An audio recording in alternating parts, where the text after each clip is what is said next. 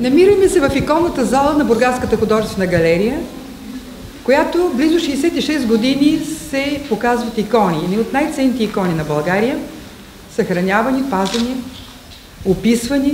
А сега имаме двойна радост, защото към иконите на Бургаската художествена галерия се прибавя една колекция от икони, правена от млади, талантливи иконописци от цялата страна. Това са художници, които са обучени в сложното иконописно изкуство. Учили са се в Велико Търново, Богословски факултет, в Пловдив, в София.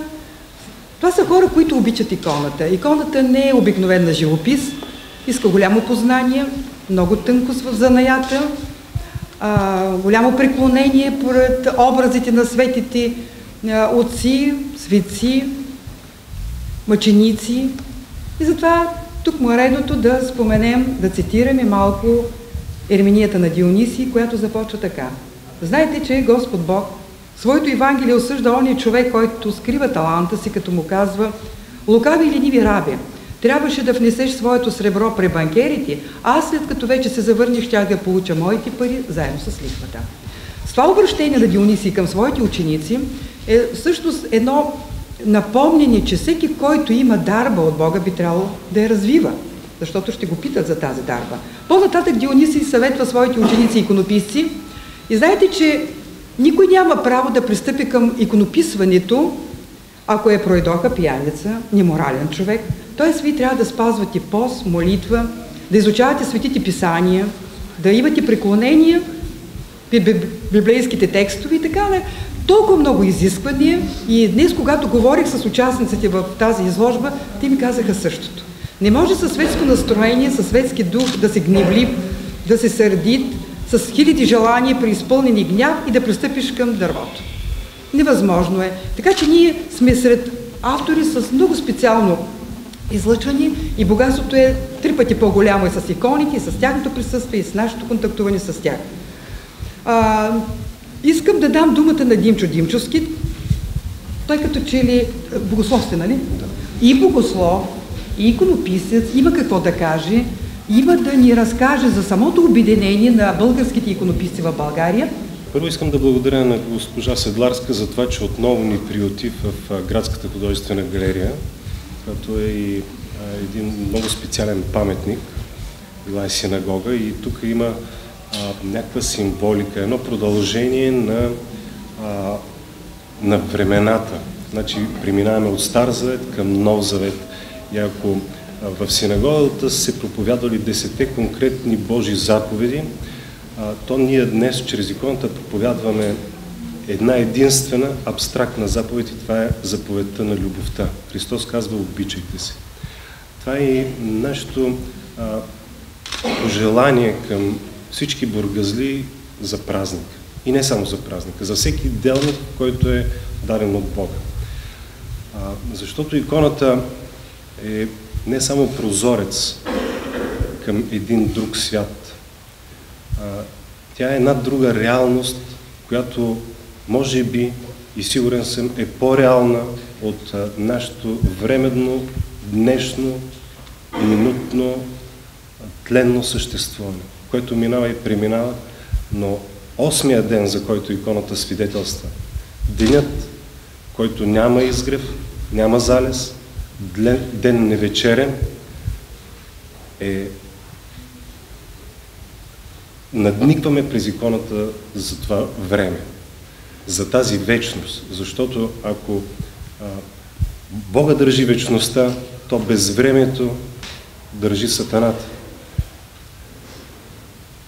Нека да излеземе чрез тези духовни празници, които църквата е постановила, да излеземе от тленността и от ежедневното бързане и всички земни грижи, в които сме потънали, да отдадем малко от малко на този глас Божий, който съществува в нас и който по една или друга причина постоянно потискаме, да се прегърнем с духовна радост, да се облечеме с нея и да посрещнем предстоящия празник на светеца Закрилник на Бургас с духовна радост. Благодаря ви, че сте дошли на тази изложба.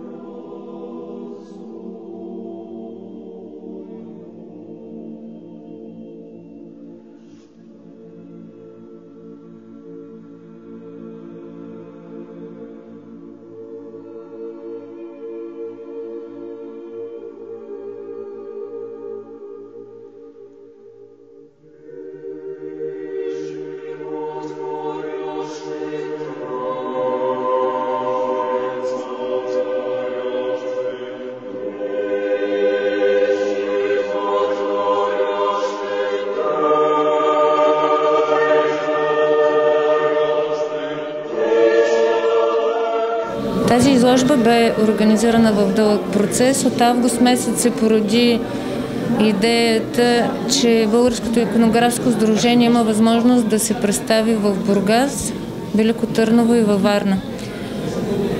В продължение на 2 месеца с колегите обсъждахме иконите, които ще присъстват в тези 3 града. В тази изложба се представят 18 члена от Българското иконографско сдружение. Те представят икони с образите на Свети Никола, на Исус Христос, Света Богородица и други светци, пророци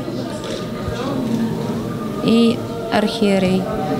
Иконата е много ревниво нещо. Тя ми позволява нещо да бъде претупано, нещо да бъде направено грешно, прибързано и естествено, че иска огромни знания в всяка една технологична област, но технологията не е първото нещо в иконата. То е последното и е възможност да се говори с езика на църквата върху някаква материя, която в случая е дъската, платното, боите. Да се овеществи духовното. Тя представлява един прозорец, една врата към 8-я ден. Ден невечерен, където няма топло, няма студено, няма глад, няма жажда и има само нетленна таворска светлина в присъствието на Бога. Така че чрез иконите ние имаме отговорността и задачата да предадем вярно това царство.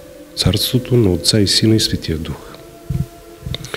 В този смисъл работата на иконографа се явява толкова отговорна, колкото и на свещеника, когато извършва светите таинства. Макар че църквата не е постановила таинство иконография, но отношението към този вид работа изисква точно така да се отнасяме, като към таинство.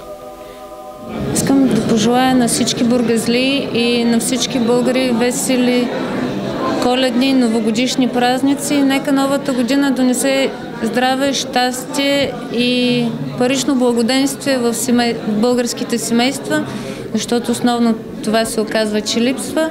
Нека светлината на църквата и любовта на нашия Бог Исус Христос влезе също в техните сърца и домове.